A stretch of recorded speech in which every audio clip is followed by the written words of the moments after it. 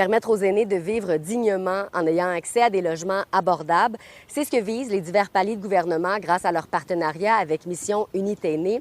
Ce mercredi, à Sherbrooke, on lançait la phase 3 du projet, donc la construction de 300 logements supplémentaires, une centaine à Trois-Rivières, une centaine à Montréal et 100 ici à Sherbrooke.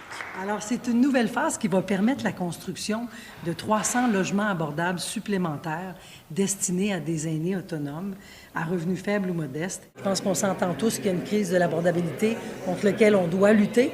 Mais pour lutter, ça nous prend des solutions innovantes, ça nous prend des partenariats, ça prend la collaboration des 3 paliers de gouvernement, ça prend aussi le privé, ça prend aussi les organismes communautaires. Ce sont tous ensemble nos efforts collectifs, finalement, qui vont nous permettre de trouver des solutions adaptées. Donc, on a 74 3,5, 11 4,5 et 15 studios.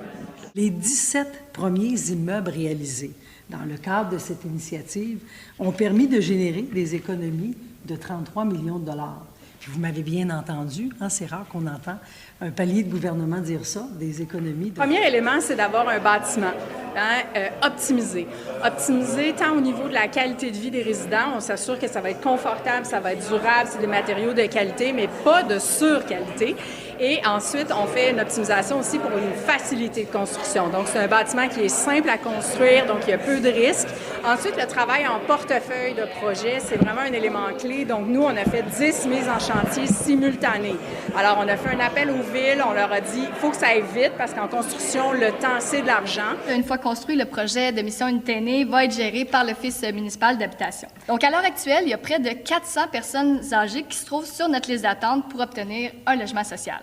La contribution de la Ville va totaliser 4,5 millions de dollars. Ça inclut notamment le terrain, la connexion des services municipaux et certaines facilités au niveau une contribution équivalente aux taxes municipales pour 3 ans. Mais on tourne autour là, au Québec à environ 700 $ par mois pour un 3,5.